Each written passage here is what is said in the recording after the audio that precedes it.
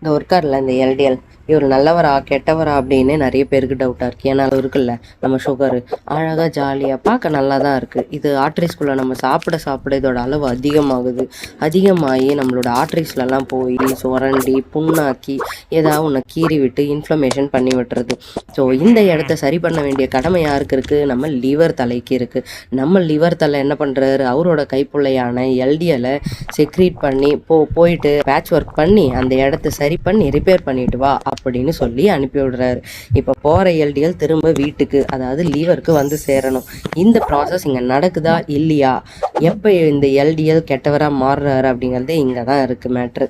So என்ன ஆகுதுன்னா, போகிறவர் அங்கே சுகரை பார்த்து சுகர் கூடவோ ஃப்ரெண்ட்ஷிப் ஆகிறதுக்கு யார் காரணம்னா நம்ம சாப்பிட்ற சுகர் தான். நம்ம நிறைய சுகராக சாப்பிட்டுக்கிட்டே இருந்தோம்னா அந்த இடத்துல சுகர் புண்ணாக்கிக்கிட்டே இருக்கும், எல்டிஎல் மேலே வந்து படிஞ்சுக்கிட்டே இருக்கும்.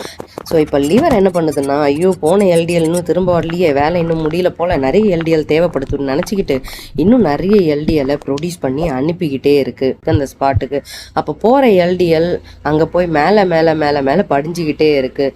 ஸோ ஒரு கட்டத்தில் புண்ணு கூட சரியாக இருக்கும், சுகரால் வந்த புண்ணு கூட சரியாக இருக்கும். ஆனால் படிஞ்ச எல்டிஎல்லால் திரும்ப எந்திரிக்க முடியல. ஸோ விஷயம் என்ன அப்படின்னா, படிஞ்ச எல்டிஎல்னால அதுவாக திரும்ப எழுந்து வீட்டுக்கு, அதாவது லிவருக்கு போய் சேர வழி தெரியாது. அதை கூட்டிகிட்டு வரதுக்கான பொறுப்பு யாருக்கு இருக்குன்னா ஹெச்டிஎலுக்கு தான் இருக்குது. அதனால தான் லாஸ்ட் வீடியோவில் ஹெச்டிஎலை வந்து நம்ம சூப்பர் ஹீரோவாக வந்து சொல்லியிருந்தோம்.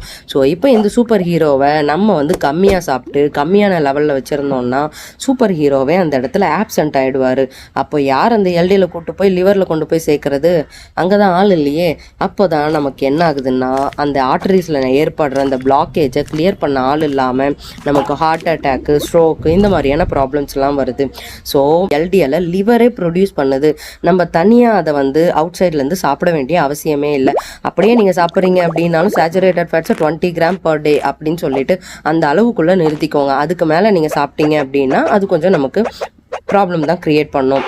பட் உங்களோட ஹெச்டிஎல் லெவல்ஸ் எப்போவுமே அதிகமாக வச்சுக்கோங்க. இந்த மாதிரியான ப்ராப்ளம்ஸ்லாம் வராமல் சூப்பரான ஒரு பாதுகாப்பை கொடுக்கும். ஸோ இந்த ஹெச்டிஎல் அதிகமாக இருக்கிற உணவுகளை எப்படி சாப்பிட்லாம் அப்படிங்கிற உங்களுக்கு ஐடியா இல்லாமல் இருந்தாலும் ஜோன் சைடா ஃபுட்ஸ்லேருந்து டெய்லி 1 பேக் அப்படின்னு சொல்லி நாங்களே வந்து ப்ரீ பேக்டாக வந்து பண்ணி கொடுத்துட்ருக்கோம். ஒன்றும் இல்லைங்க, ஹெல்த்தி நட்ஸ் அண்ட் சீட்ஸ் தான். ஏன்னா இதில் நிறைய ஹெல்த்தி ஃபேட்ஸ் இருக்குது. இது எல்லாமே உங்களோட ஹெச்டிஎல்லை அதிகமாக்கிறதுக்கு உங்களுக்கு ரொம்பவே ஹெல்ப்ஃபுல்லாக இருக்கும். ஸோ டெய்லி 1 பேக் சாப்பிடுங்க, ஹெல்த்தியாக இருங்க, உங்களோட ஹெச்டிஎல் அளவை இன்க்ரீஸ் பண்ணுங்கள்.